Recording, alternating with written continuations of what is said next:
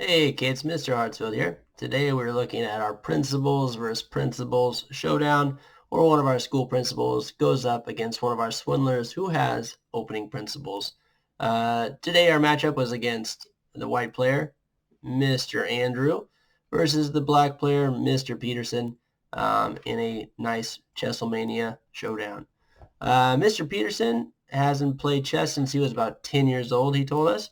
But he grew up watching his brother and father play. So he was familiar with the game, and he knew the piece movements pretty well. But he hasn't played in a really long time, so he's a bit rusty. But that's no excuse because Andrew is 10. So pretty fair match. And then Mr. Petersen is an educated man. He went to BYU, and Chapman has his master's degree. So should be a pretty good match. Let's check it out. It went about 56 moves. Very long game. So let's try to get through it somewhat quickly. So Andrew opens up as a white player with e4, book move. Mr. Petersen responds with kind of a shifty move, b5. Now this move, I don't know, a little sketch because it opens up. That's just a free cookie, really. So if Andrew wanted to, his next move should be gobble it up, free piece. And if he responds, he could just retreat his bishop. But Andrew didn't see that free cookie, and he developed his knight to e2. So right now, we got a piece out, developing our minor pieces. Those are our principles. So far, so good for Andrew. Mr. Petersen getting a minor piece out, attacking this vulnerable cookie right here. But Andrew responds with a defensive move, d3, protecting that pawn. So equalizing that threat right there. Mr. Petersen responds with this move. Again, not really sure. I think he's trying to get out his rook to do some damage. Kind of like what we talked about in our opening principles. A lot of beginning players just want to get this rook out because it's everyone's favorite piece. But you got to slow down, and the time will come to whip out your rooks, Mr. Petersen. So Andrew develops his bishop, getting all his pieces in the game. Mr. Petersen protecting his pawn probably. Andrew, good job, Andrew. Coming out attacking this vulnerable cookie once again. See if Mr. Petersen responds. Nope. So he responds by offering up a bishop trade, and Andrew accepts this trade. He takes, Mr. Petersen retakes with his rook. All right. So far, we're looking pretty good. It's a tied ball game right now. Andrew has pretty good control of the center. He got some minor pieces developed. Looking pretty good. Mr. Petersen's pawn structure is a little wonky. He has one minor piece out. This rook isn't doing much right now. And he lost his right to castle, kingside. But to be fair, I don't think Mr. Petersen knew you could castle, so you can't, mark him down too much for that. A little advantage. So Andrew moves on, gobbling up that free pawn we saw on b5. Now Andrew is up by one piece of material. So good job, Mr. Andrew. Mr. Petersen pushes that pawn forward. He's trying to basically get his rook out and then threaten to capture the knight on b5. But it's a bit slow. I don't know. So Andrew responds, pushing his pawn, creating a little bit of tension here. If we were to take and we took here, then that's a free rook for Mr. Petersen. So maybe if he captured here, I get it, I guess. That just kind of weakens your F pawn. And if you were to castle over here, I don't know, be a little weak. So probably not the best move, but not terrible. Mr. Petersen responds, rook to h5, attacking that knight. And Andrew does not see this threat. So he moves his knight to f4, which attacks the rook, which is, a thought. But he missed this big threat right here. So sometimes in chess you get into your own plan so much that you forget what your opponent's doing. So Mr. Petersen takes advantage and gobbles up that knight. Now Mr. Petersen is up by 2. So Mr. Petersen is now ahead of this game, but it's going to be a wild ride. So hold on. Andrew responds with his bishop to g2, really just preparing to castle, maybe giving some extra support to the e4 pawn. He takes, and Andrew recaptures with his pawn. Now, Andrew has a pretty big threat right here with this H-file open now. So he has checkmate coming, or the possibility of checkmate. When Mr. Petersen gobbled up this free pawn, but if Andrew wanted to right now, he can go knight to h8 check, and then Mr. Petersen's only response is to block with his knight. Andrew would recapture, and that's game over. But Andrew did not see that. He decided to castle, which is a good opening principle. Get your king safe, so you can't blame him for that. So he castles, missing that winning opportunity, which is sad. But there's still a pretty good chance for both parties. Mr. Petersen is up by a minor piece right now. Mr. Petersen develops his bishop. So we got some tension on this diagonal here. All right, so Andrew does what's called a discovered attack. So he moves his pawn up, attacking this knight, but at the same time, he is attacking this bishop. So if Mr. Petersen wasn't to see this and he just moved his knight away, Andrew could capture, and this guy is stuck. He's just a sitting duck. No matter what he does, he's going to lose that rook. He can move this over here to have his queen defend, but at the end of the day, he's going to lose that piece. But Mr. Petersen didn't do that. He decided to eliminate the threat and capture this bishop first. Good move. And then Andrew has to recapture with his king on g2. And so this is really not as threatening anymore. Mr. Petersen can just move his knight away to a safe square and be fine. But he doesn't do that. He moves his piece away to a sketchy square. So this is not a good square for him because nobody is protecting him. And he is actually threatened right here for a capture. Andrew sees this and he gobbles it up. Now we got a tie ball game again. So in these lower rated games, it's very easy to flip-flop who is winning. So never give up when you're playing a game, even if you're losing pretty bad. That's a good swindler's philosophy. Mr. Petersen starts making some pawn threats, attacking.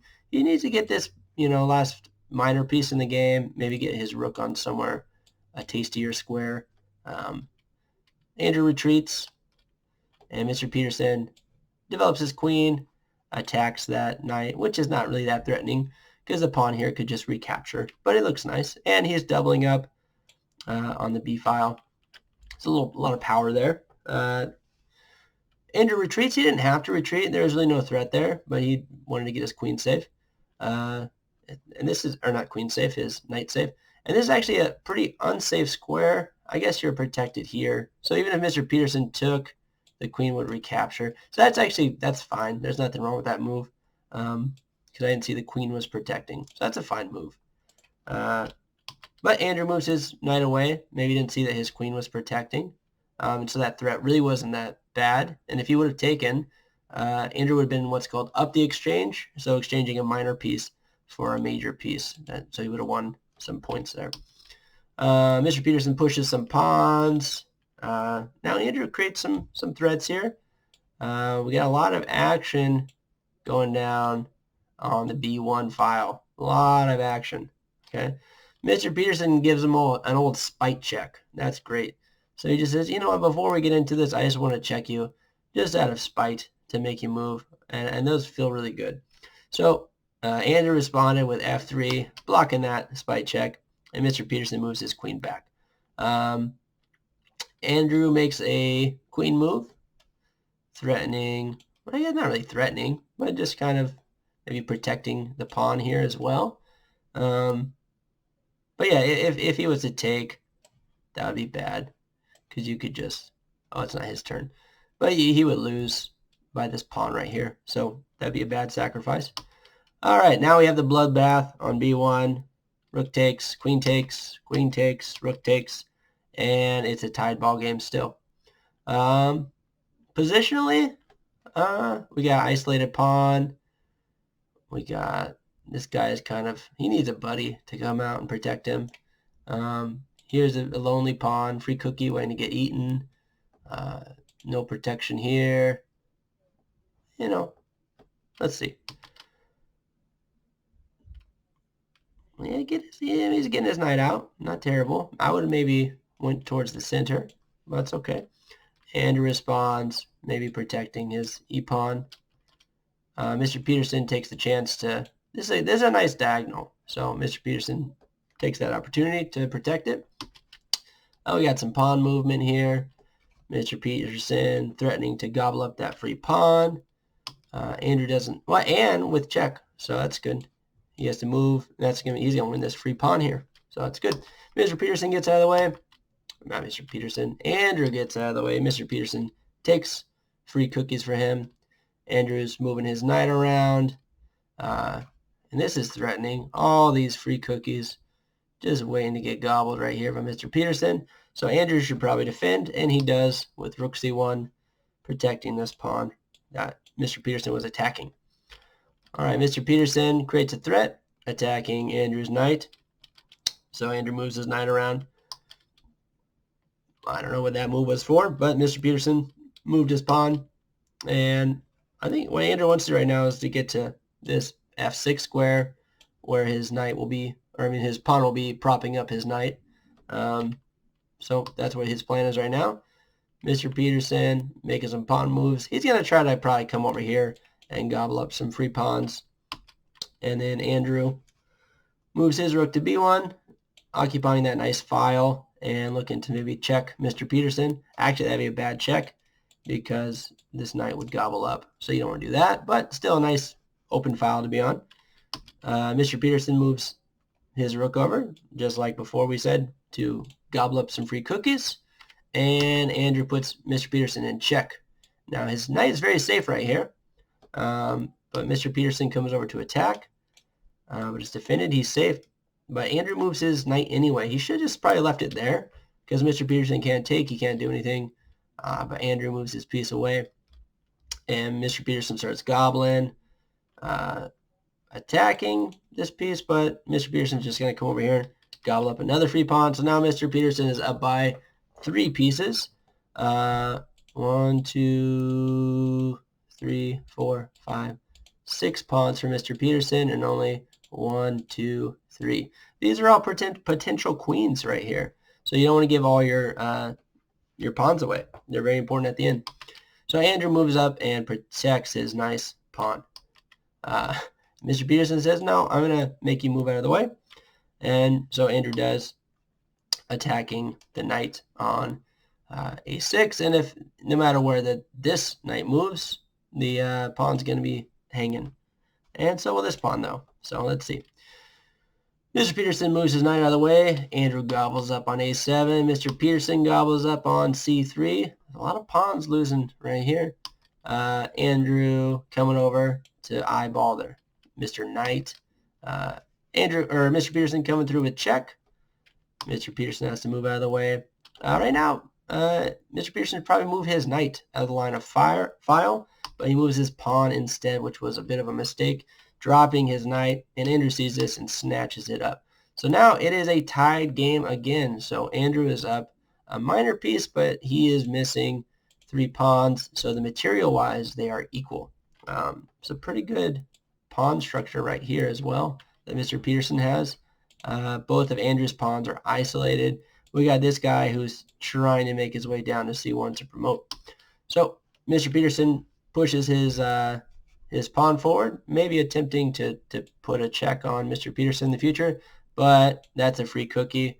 Andrew sees it and he gobbles it up. Good job, Andrew. Now Andrew's up by 1. Mr. Petersen moving his rook down.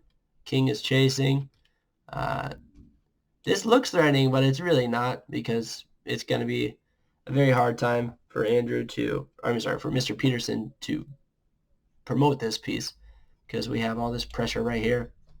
So Andrew gets a little closer. Now he's threatening to capture that rook. Mr. Petersen moves his pawn here, threatening this rook right here.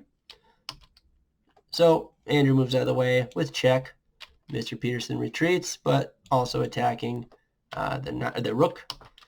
And Andrew has this nice capturing move. He wins a free cookie. He defends his rook, and he puts Mr. Petersen in check at the same time. Pretty cool. So Mr. Petersen has to retreat. And now Andrew should just gobble up this free rook. But he doesn't see that move. So he moves his knight, maybe targeting that pawn with his knight. Mr. Petersen gives him that free piece again.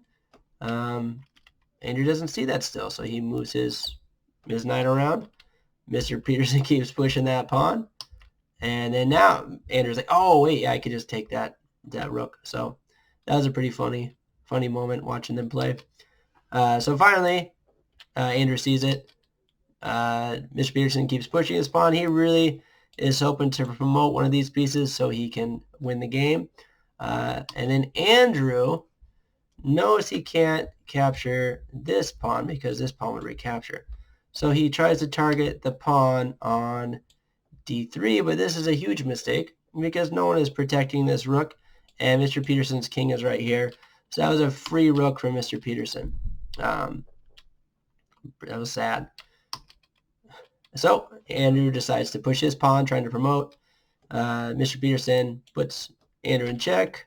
Andrew gobbles that piece up. Mr. Petersen promotes the queen. Doesn't mean anything because Andrew gobbles that up. So now Andrew has a chance right now. He has 2 pawns ready to promote and a knight. So really, Mr. Petersen can't go here. He could sneak in right here. Really, Andrew wants to get his king over to protect his pieces. He can do it. Let's see. So Mr. Petersen does that, threatening both of these pieces. So what's the best way to protect? Puts him in check, but this doesn't really do anything. It just gives Mr. Petersen the opportunity to gobble up a cookie. The computer says Andrew still should be able to win this. It says plus 57 for Andrew. So still quite an advantage. So he should be able to pull this off. But that move made it not. He should have got his king in there. So now it's pretty much even. Mr. Petersen comes up behind, trying to gobble up that pawn. Andrew puts him in check, and this is game over. So this is called a draw on insufficient material. Andrew has no way of checkmating with just a king and a knight. So this was a tie game. If you look at the report, up here it says Andrew had 49.6% accuracy and Mr. Petersen 29.3%. So overall, Andrew made some better moves, but they made the same amount of blunders, so huge mistakes. They made the same amount. And then Andrew had 3 missed win opportunities. The game description it says wild, a chaotic game where both players had many chances to win. So it was a really well fought out game. We haven't really studied too much in game, so I'm still really proud of Andrew for all the good moves that he made. He stuck to his opening principles. He got his minor pieces out. So very proud of Andrew. He played a very well fought game. And a big shout out and thank you to Mr. Petersen for participating in our Principles versus Principles Showdown. Maybe we'll do this again next year. All right, bye guys.